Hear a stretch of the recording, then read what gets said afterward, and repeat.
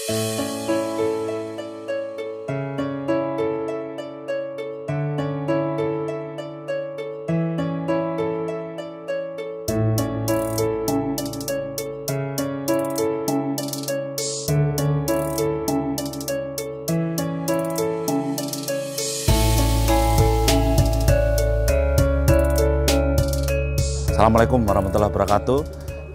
Saya Dr. Hasto, Kepala BKBN. Ini saya di Kota Malang nih, di Batu. Ini sejuk sekali, bagus. Dan seperti biasa kita di acara diagnosa keliling ya, dialog ringan obrolan santai. Dan hari ini kita ada tamu yang super istimewa. Dan tunggu sebentar lagi kita akan ketemu tamu kita.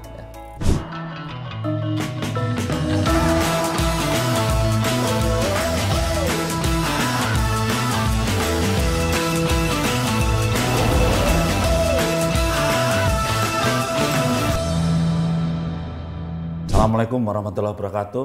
Salam sejahtera untuk semuanya. Luar biasa, kita ketemu lagi di diagnosa. Dialog ringan, obrolan santai, keliling. Dan ini Bu Kade datang di tengah-tengah kita, Krisdayanti, luar biasa, tamu sangat istimewa. Terima kasih Bapak udah berkenan sudah datang. Apa ya, sudah kita jadwalkan, kita ketemu 5 tahun yang lalu. Sudah dijadwalkan karena memang juga satu lini kerja di Komisi 9 yang bermitra dengan BKKBN. Saya senang sekali akhirnya di penghujung tahun 2023 berhasil memboyong Kepala BKKBN yang saya hormati Bapak Hasto Wardoyo. Terima kasih Mas, saya jadi nggak enak. Saya ingin tahu Bapak itu yang nemuin judul siapa sih, keren banget. Oh ini kan diagnosa itu yang nemuin judul pasti dokter. Secara dokter dan objin. Diagnosa toh, dialog ringan, obrolan santai. Keren Pak, emang orang Indonesia itu paling juara kalau masalah singkatan. Rekayasa ya. Singkatan. Seneng. Singkatan paling jago ya. Jadi ini kan kita ketemu sama keluarga-keluarga Mbak Kade. Ada keluarga muda, tapi mayoritas memang keluarga yang sering dengan BKKBN ini keluarga yang masih produktif, usia produktif. Dan kebetulan ini sahabat muda, keluarga muda, Bu Kade, Bu Krisdayanti ini beliau adalah DPR RI Komisi 9 yang program-programnya sangat melengket sekali dengan program BKKBN. Betul. Ya, untuk membangun keluarga yang sejahtera, yang damai, tentram dan berkualitas. Nah, hari ini kita ketemu beliau. Terima kasih sekali Bu Krisdayanti, dan ini akan kita ceritakan apa-apa saja programnya. Apalagi ini di Batu loh ini. Iya, Batu kota kelahiran saya, Pak. Ini kita juga tadi berhasil mengumpulkan banyak kader bersama-sama di Selekta. Saya salut loh, ternyata orangnya tuh kader-kader di sini tuh. Ini apa, spontan Pak ya? Spontan dan tulus toh, tulus, dan dia tuh semangatnya untuk bekerja luar biasa. Dan tadi Bapak juga udah akhirnya curcol, mereka curhat colongan gitu, bahwa mereka sibuk, nggak pernah selalu di luar. Selalu. Artinya sehat, semangat luar biasa. Tetapi biasa di luar. Tapi yang menjadi catatan penting di sini bahwa kader-kader tadi ditekankan Bapak untuk selalu memberikan teladan. Gak mungkin kan kita mendampingi keluarga-keluarga calon, keluarga-keluarga hebat, tapi dia sendiri tidak memberikan teladan baik itu. Dan itu yang paling penting saya kira. Jasmani, rohani, dan edukasi daripada kader mereka. Dan saya yang penasaran kan gini Mbak Kade, jadi kan Anda kan lahir di sini ya, lahir di sini di Batu ini, terus bersama masyarakat tadi kan sudah sangat familiar lah, karena merasa memiliki sekali dengan bonding betul dengan. Nah, ceritanya gimana ini memperjuangkan masyarakat di sini, kemudian aspirasi masyarakat di sini itu kalau menuangkan programnya mungkin bisa diceritakan sedikit ini ya. Saya terima kasih walaupun Bapak tadi secara tugas fungsi saya di DPR RI walaupun dalam hal ini menyetujui anggaran, tapi ini kan kolektif kolegia bahwa kita lakukan bersama-sama, bahwa kita setuju dari 51 anggota di Komisi 9 semuanya paling semangat, paling sregep kalau kita turun ke dapil, turun ke bawah dan mengetuk door to door ke masyarakat. Mereka itu yang paling sensitif ya, karena memang saya tahu kenapa saya pilih Komisi 9, kenapa enggak yang notabene artis ditaruh di Komisi 10, karena saya yakin di 471 desa Semalang Raya ini semuanya sangat membutuhkan pendampingan Pak, karena kita tahu rata-rata semua mereka masih usia produktif, tapi mereka harus kerja di luar negeri atau kerja informal. Semalang Raya ini akhirnya mereka titipkan anak-anaknya ke mbah-mbahnya. Mbah-mbahnya juga belum terlalu tua ya kayak saya gitulah Pak. Kayak Nelly gini Pak. Nenek lincah ya. Jadi saya nggak kelihatan loh kalau nenek. Jangan bilang nenek lah. Jadi edukasinya tuh lengkap Pak kalau bersama program Bangga Kencana dan juga pengentasan stunting ini. Karena artinya memberikan penguatan kepada keluarga-keluarga muda bagaimana mereka tidak saja kuat secara mental tapi juga materialnya juga disiapkan. Akhirnya mereka juga yakin bahwa dengan membangun keluarga sebagai sandaran pembangunan Indonesia, tapi juga mereka diberikan edukasi. Nenek-neneknya ini biasanya yang rusak, nyun sewu ya. Artinya dititipkan. Karena nenek itu sering lebih mencintai cucunya tanpa batas ya. Tanpa batas, nggak konfirmasi. Nggak konfirmasi, lalu akhirnya dibelikan sesuatu yang menyenangkan. Yang menyenangkan atau yang instan. Ya, ini pengalaman nenek itu. Nah, saya tuh salut ya sama mantu sama anak saya Pak, nomor satu itu. Mereka mau jadi cucu saya yang kedua itu kemarin bukan bilirubin. Jadi pokoknya beratnya belum mencukupi sampai mereka harus pulang. Waktu lahir itu namanya berat badan lahir rendah ya. Iya, jadi, sebetulnya di 3,3 Pak. Cuman turun pas mau anak-anak minta pulang itu turun. 2-3 hari setelah lahir beratnya turun. Turun, katanya sih normal. Terus agak kekuning-kuningan gitu. Agak kekuningan gitu. Nah, akhirnya ditambahin sufor sedikit. Nah, gitu. Itu tanya saya. Terpaksa itu ya. Terpaksa. Ini terpaksa ya keluarga muda semuanya kalau dikasih sufor itu susu formula Jadi itu terpaksa karena rekomendasi dokter bahwa memang harus diberikan itu karena kondisi keadaan. Tapi hanya sebentar aja Pak, lalu itu full ASI karena saya yakin semua ibu muda sekarang sangat-sangat keren dan mereka mau diklaim sebagai pejuang ASI. Dan saya sebetulnya salutnya dengan Mbak Krisdayanti ini karena apa? Beliau tadi udah cerita, beliau artis, tapi beliau itu lebih enjoy ditaruh di Komisi 9. Benar. Ya, artinya beliau tidak ingin yang glamor-glamor yang yang di atas langit gitu ya. Tetapi justru beliau menyapa masyarakat, keluarga-keluarga. Yang berdampak sekali program-programnya Pak. Karena dengan menyanyi aja saya mungkin belum bisa masuk ke pelosok karena sejauh ini yang ngundang penyanyi, yang ngundang diva kan Pompong Suke gitu ya. Dison kan. Dan sekarang ini bermanfaat untuk kader-kader. Luar biasa. Tepuk tangan dulu. Ternyata hatinya mulia sekali ya. Terima kasih. Jadi inilah programnya Komisi 9 karena saya sebagai bagian dari eksekutif kalau menganggarkan program-program tadi Bu Kade mengatakan Bangga Kencana artinya pembangunan keluarga, kependudukan dan keluarga berencana itu anggaran-anggarannya harus disetujui oleh beliau ini. Jadi, kalau saya mengusulkan tapi tidak disetujui Komisi 9 maka kita juga tidak bisa apa-apa. Makanya kemitraan antara BKKBN dengan Komisi 9 harus berjalan dengan baik dan ternyata saya terkejut hari ini. Dulu bayangan saya, Mbak Kade itu di atas amin.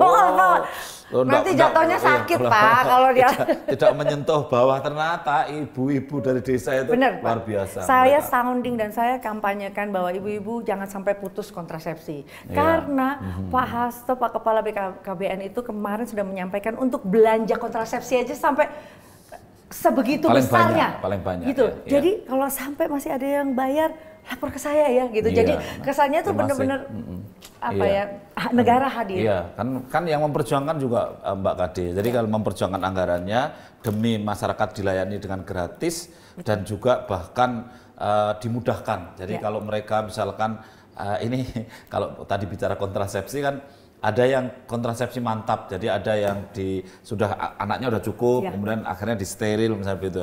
Itu sampai disetujui oleh beliau ini dikasih uang apa istilahnya ya, kompensasi karena mereka harus istirahat di rumah 3 hari, kemudian ada uang kompensasinya bagi yang mau vasektomi, tubektomi, ya. Bahkan di daerah-daerah tertentu bapak-bapak itu kan malas untuk KB itu kan. Sampai diberi motivasi. Ada bupati yang mengatakan kalau saya nanti kalau ada yang mau vasektomi tak kasih kambing 1 ekor gitu.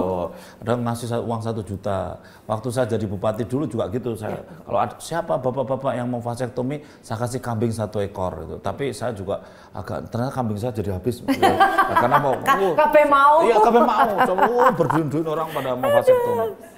Tapi itulah program yang kita bawa di Komisi 9 yang disetujui oleh beliau dan kemudian kita laksanakan ke masyarakat, dan sekali lagi tidak hanya untuk Kota Batu, Kota Malang dan Kabupaten Malang ya, tapi untuk seluruh Indonesia. Jadi akan merasakan kegiatan yang disetujui oleh Komisi 9. Inilah kami terima kasih sekali Bu Kade yang sudah luar biasa ya program dikawal. Nah, kita sekarang mau diskusi sedikit tentang stunting ini ya. Jadi karena program stunting itu prioritas ya. Jadi di mana-mana kita pingin meningkatkan kualitas SDM yang kemudian SDM yang unggul itu menjadi tujuan utama. Nah, saya sebagai dokter kebidanan sering cerita kemana-mana, tapi jujur saya kan belum pernah mengalami hamil, belum pernah mengalami melahirkan, menyusui anak juga belum pernah gitu ya. Nah, ini ada Bu Kade yang punya pengalaman.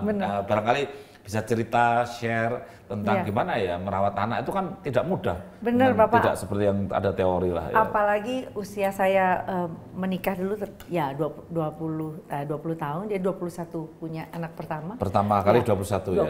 21 lalu 23 tahun. Nah, jaraknya 2 tahun berarti. Lalu, masih terlalu dekat itu sebenarnya. Iya, gitu ya. Ya harusnya 3 tahun, tapi nggak apa-apa udah terlanjur kan. Artinya gini, kita kupas kelebihan kan tidak mungkin saya meralat. Dan waktu itu kan memang belum banyak yang disesar, terus belum dan usia masih muda dan kayaknya kampanye, walaupun kita tahu tadi saya juga sampaikan kemanapun pas keliling kampanye BKKBN saya selalu sebetulnya kalau misalkan kita mengamati lagu Mars yang saya nyanyiin dari SD itu nyanyi lagu Putra Putri yang sehat, cerdas dan kuat kan menjadi harapan bangsa. Ayah ibu bahagia, rukun raharja, rumah tangga tentram sentosa. Nah, itu pas saya dari SD. Suara saya jadi jelek sekali. Kalau kita kampanyekan itu sebetulnya benar nggak sih Pak? Nggak ada stunting. Sangat benar. Ya, karena gitu loh. Ya putra-putri yang sehat, cerdas dan kuat itu sudah sejak zaman dulu. Sudah sejak zaman dulu. Zaman Pak Aryono Suyono, BKKBN dulu itu sudah itu yang dikampanyekan. Jadi mestinya stunting sudah sejak dulu. Sudah sejak dulu tidak menjadi satu kendala dan kekhawatiran gitu. Hanya dulu itu kan memang kampanye seperti ini tuh nggak masif Pak gitu. Jadi makanya dibilang sampai ada iklannya Mbak Lula Kamal kalau nggak salah, apa itu stunting kepiting gitu loh maksudnya karena belum terlalu nempel gitu kan. Ada juga itu yang bagaimana kalau seorang public figure bahkan seorang terhormat lah ditanya, bagaimana kalau banyak stunting di wilayahnya? Oh, segera akan saya berikan ambulan. Iya kan gitu, artinya kan memang nggak nyambung karena mungkin belum paham. Jadi ketika kita bicara tentang gizi buruk dan lain-lain, ya kami masih bersyukur Pak waktu itu walaupun kita masih generasi baru dalam pernikahan. Dan waktu nikah dulu mau hamil kan, Mbak Kade kan juga belum tahu mencegah stunting. Betul Pak, malah yang branding yang keras waktu itu adalah Krisdayanti montok Pak tahun 98 karena memang IMF lagi Krismon Pak benar-benar 98. Lalu semua orang belanja Sufor, ingat nggak Pak yang sampai rushing sampai ingat semua kosong. Jadi karena takut nanti kehabisan. Jadi buyer rush ini waktu itu sampai satu botol saya masih ingat. Dulu S26 kalau nggak salah sampai harganya 300.000 zaman dulu itu masih 25 tahun yang lalu. Jadi orang panik buying. Panik buying. Jadi akhirnya belanja sebanyak-banyaknya. Bener. Nah, kebayang. Tapi anak kan lahirnya waktu itu beratnya normal. Semuanya normal. Di atas 2,5. Di atas pokoknya semua dari anak pertama sampai keempat saya ingat Aurel, Azriel sampai Amora di 2,9, tingginya semuanya 5,5. Bukan tingginya, panjangnya. Kan belum bisa berdiri. Panjangnya 55 cm. Nah, yang 55 semuanya. Panjang banget itu. Yang ke 51 sampai 55. Kalau yang biasa. Cuma Aurel Aurel aja yang saya normal gitu. Tapi ini kan menarik bagi saya, berat badannya di atas 2,5, kemudian panjangnya itu tadi 51 sampai 55 itu bagi saya sebagai dokter bidan agak wow gitu. Karena apa? Biasanya syaratnya kan minimal itu 2,5. Ya. Nah, kemudian panjangnya itu 48. Ya, ini kan panjangnya kelewat panjang. Melahirkannya jadi lama. Tapi saya ingin gali ya pengalaman. Berarti Mbak Kade waktu hamil, meskipun sibuk ya, kan waktu itu sibuk sekali. Waktu itu sibuk, Krismon menyanyi tapi sempat stagnan kan Pak waktu itu semuanya. Jadi memang agak ini ya, agak longgar ya. Merawat. Nah, lalu saya rekaman lagu Menghitung Hari, Detik-detik. Nah itu tahun 98, jadi rezeki Aurel deh tuh Pak. Masya Allah. Pak Kepala. Jadi 2 tahun 98 album Menghitung Hari itu sebetulnya menghitung hari itu karena waktu itu ada Krismon tadi. Ada Krismon dan saya memang lagi hamil besar syuting video klip itu. Jadi itu memorable moment sekali ketika album Menghitung Hari. Dan ternyata itu membawa rezeki juga. Membawa rezeki luar biasa. Bisa untuk beli susu katanya. Iya itu menyenangkan Pak. Jadi pengalaman pertama dan kedua melahirkan di usia yang cukup. Ya usianya cukup beliau ini kan. Usianya tadi sudah 21. Nah, betul. Waktu itu Krismon lahir. Waktunya juga bisa ngurusi anak dengan baik. Betul. Nah pertanyaannya itu ASI eksklusif gimana jadinya? Tadi kan sempat ada formula sebentar ya, anak pertama itu ya? Iya, semuanya sih eksklusif tapi 3-6 bulan Pak, karena waktu itu saya ketiban rezeki abis melahirkan yang pertama itu ada sinetron religi pertama yang meledak semua menonton tuh Pak, namanya Doaku Harapanku. Doaku Harapanku. Kalau manusia ada dalam derita, dunia ini kan terasa. Ibu Kepala. Neraka. Nah itu Pak semua nonton sampai saya bawa itu Aurel ke lokasi syuting. Gara-gara ya syutingnya hampir 18 jam. Sementara anak baru umur 3 bulan waktu itu. Ya, 3 bulan. Tapi berarti tetap menyusui. Tetap menyusui, Pak gitu. Tapi ya campur formula. Ini luar biasa loh, keluarga muda. Ini Mbak Kade ini perjuangannya luar biasa karena namanya syuting sampai 24 jam tidak pulang. Tapi anak dibawa. Enggak pulang Pak. Kalau 24 jam nanti di sikat saya saat itu Pak. Jadi pertama dan kedua, lalu yang kedua artinya, tahun 2000. Dalam keadaan menyusui umur 3 bulan kan harus ASI eksklusif kan? Itu nggak sangka sinetron itu meledak. Jadi bener-bener berkah betul ya. Berkah syutingnya setiap hari. Karena syuting stripping pertama Pak. Jadi syutingnya hari ini tayang besok, hari ini tayang besok. Begitu ya? Itu luar biasa. Itu stripping pertama sampai akhirnya jadi awal produksi dan sistem syuting. Mulai di Indonesia ya, stripping itu waktu itu tahun 2000. Ya kejar tayang itu seperti ini. Kejar tayang judulnya Pak. Padahal ini keluarga muda ya, menyusui itu kalau anaknya baru umur 6 bulan, itu kan harus ngekjel ya. Begitu bayinya putingnya langsung jel masuk ke mulut. Kalau ini gimana kan syuting kemana-mana kan break gitu, tapi semua di waktu itu di lokasi di Jakarta di rumah memungkinkan ada break dulu ya. Begitu bayinya break jel. Yang kedua juga begitu Pak, tahun 2000 waktu itu kan tahun 2000 itu dibilang apa milenium ya kan, bayi milenium. Jadi lahirlah putra kedua saya Pak Azriel Akbar Hermansyah, 3,3 kilo juga, tingginya 52 panjangnya sampai 52. Wow, luar biasa ini ya. Ini apa ya? Kalau saya sebagai dokter melihat Mbak Kade ini anak pertamanya lumayan, umurnya 21, hamilnya sukses karena anaknya meskipun agak sibuk tapi waktu itu juga sempat sangat memperhatikan kehamilannya. Waktu akhir kehamilan pun ada inspirasi lagu yang diciptakan dan kemudian itu membawa berkah juga kan, membawa rezeki. Jadi gitu. ada fenomena di interval setiap kelahiran anak-anak. Jadi itu anak itu membawa rezeki kan. Makanya sampai sekarang dibilang, Kade lu hamil lagi deh kali nanti albumnya meledak. Wah, jangan kira udah nenek-nenek nih sekarang. Bahaya. Kalau sekarang hamil yang meledak bukan albumnya. Panggulnya. Tensi darahnya. Nah, ini ada cerita menarik lagi Pak ketika juga ya. Ada cerita yang sangat luar biasa. Saya diberikan kepercayaan lagi, Gusti Allah kasih saya di perkawinan kedua saya mendapatkan bayi-bayi lagi di usia yang sudah. Cerita sendiri loh, saya nggak tanya. Kan di bridging ya, biar Bapak tahu. Soalnya tadi saya mau tanya nggak berani, tapi ini nggak apa-apa, sudah saya baca dari wajahnya. Jadi ketika saya melahirkan lagi tuh Pak, usia 38, 39 jelang 40, coba Pak bayangin. 38, 39. Itu anak ketiga dan keempat saya. Jadi saya itu juga nggak pernah sangka. Pernah sangka, justru setelah melahirkan mereka yang ketiga dan keempat, saya menstruasinya bisa sampai 9 hari Pak, sampai sekarang. Itu kenapa? Setelah melahirkan? Iya, jadi justru malah teratur menstrualnya. Saya tuh masih pusing saya tuh. Karena saya tuh baru, ini hikmah yang mau sambil yang mana gitu. Saya baru berpikir Yang pertama waktu masih muda dulu wajar. Jaraknya hamilnya 2 tahun. Ya. Anak pertama sehat, anak kedua sehat. Tapi ini tidak boleh serta-merta dicontoh ya. Karena Mbak Kade ini kan meskipun jaraknya dulu agak dekat 2 tahun, tapi beliau waktu itu masih muda. Umurnya 21 tahun, kemudian 23 tahun.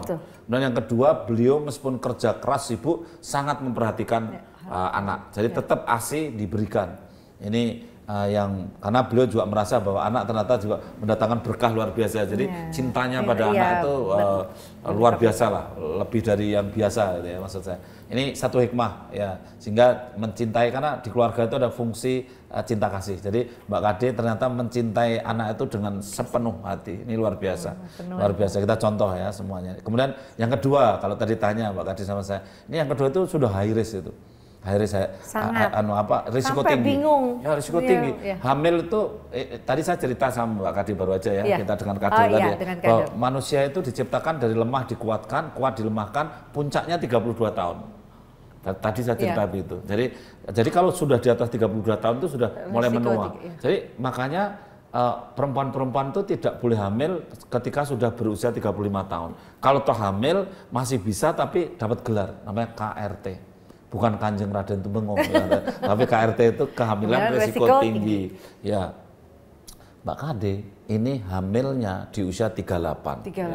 Kalau masalah kesuburannya saya percaya Mbak Kade itu mungkin sekarang aja masih subur gitu ya. Dalam arti karena kebugarannya terjaga, Mbak Kade akhirnya apa? Telur masih produktif terus itu. Saya yakin menstruasinya juga masih reguler gitu, sehingga waktu itu hamil. Ya apalagi tadi jujur diakui itu kan yang suami baru ya, sehingga semangatnya baru juga. Gitu. Nanti kalau nggak cocok dipotong aja. Gak apa-apa. Tapi artinya semangat baru ini juga akhirnya masih subur lagi, bukan hamil gitu lah. Nah sebetulnya ada yang resiko banget ya Mbak ya, ketika ini umur 38 melahirkan. Tapi waktu itu ASI tetap ya. ASI, jadi masih ASI 6 bulan isi. Nah itu ya, ini sundul ya Pak? Sundulan namanya sundul. Jadi ASI 6 bulan tapi sukses. Jadi barangkali yang pertama ini ASI eksklusif itu tetap bisa diberikan. Ini yang konsistennya Mbak Kade tetap memberikan ASI 6 bulan. Mestinya eksklusif ya, tanpa diberi yang lain-lainnya harusnya. Nah, kenapa tadi terus keburu hamil? Pertama karena tidak KB, itu sudah pasti loh, tidak pakai kontrasepsi. Yang kedua barangkali setelah 6 bulan, ini semua orang loh, semua ibu-ibu setelah melahirkan 6 bulan biasanya sudah masuk masa subur. Tapi orang yang menyusui selama 6 bulan, anak baru umur 6 bulan, biasanya dia belum subur. Sehingga kenapa Mbak Kade tidak hamil di 6 bulan pertama? Karena air susunya masih produktif. Nah air susu yang produktif menghambat kesuburan. Begitu 6 bulan, air susunya udah agak berkurang, langsung subur ya, belum menstruasi sudah subur, sehingga langsung bisa jadi nggak langsung hamil, bisa jadi begitu ya. Itu teori kedokterannya begitu, tapi bisa juga mens kemudian baru hamil itu. Jadi sebetulnya Mbak Kade ini ya sebelum 6 bulan sudah aktif ya, aktif suami istri maksudnya, tapi tidak hamil itu loh. Cuman karena menyusui, karena aktif menyusui, meskipun juga aktif yang satu itu, tapi karena menyusuinya aktif juga akhirnya tidak hamil. Tapi ini kalau tadi katakanlah setelah lahir kedua jaraknya cuman 1 tahun, 2 tahun, 2 tahun ya, 6 bulan udah hamil ya kan, jadi 6 bulan hamil berarti 1,5 tahun lah jaraknya ya.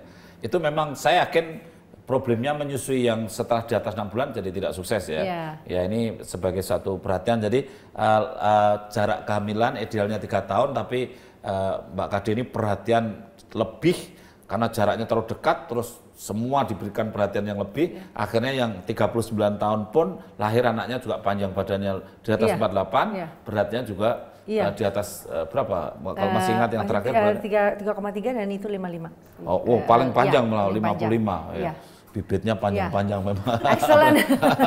Excellent. Excellent. Ya, tapi tadi beliau tanya saya bahwa saya setelah itu kok malah jadi mensnya jadi lancar gitu. Dan saya senang Pak karena kan itu Aurel sama Amora menstrualnya juga seperti saya gadis dulu. Kadang 2 bulan, 3 bulan baru ada.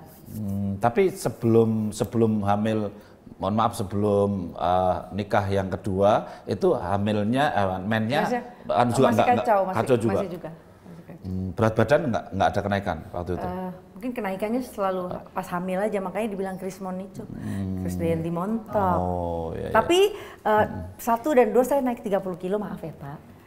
Naik 30 kilo, tapi yang ketiga dan 4 saya 15 kilo. Itu yang paling baik, itu normal, 34 itu naik. Udah pengalaman Pak, karena kan dan mungkin dokter membimbingnya karena risiko tinggi, jadi dibimbingnya agak ketat sedikit ya. Luar biasa, saya tidak bisa bayangkan dengan kesibukan yang tinggi, hamil di usia 38, 39, menurut saya berat sekali. Tapi orang hamil biasanya, kalau Mbak Kade dugaan saya begini, setelah lahir anak kedua itu, beliau setelah menyusui selesai, kemudian berat badannya tidak naik, kemudian akhirnya menstruasinya rutin. Kalau berat badannya agak naik, menstruasinya lebih delay gitu. Jadi makanya kalau tadi tanya sama saya, kenapa justru rutin? Salah satu dugaan saya lebih menjaga berat badan. Nah, betul kan? Betul sekali. Oh, berarti saya memang dokter yang tahu juga. Dugaan saya begitu. Ada sebab lain memang perempuan yang mainnya sering jarang itu karena kelebihan hormon androgen. Tapi ciri-cirinya nggak seperti Mbak Kade. Kalau perempuan yang kelebihan hormon androgen, ciri-cirinya bulunya agak besar-besar itu. Kalau Mbak Kade kan bulunya saya lihat enggak besar-besar.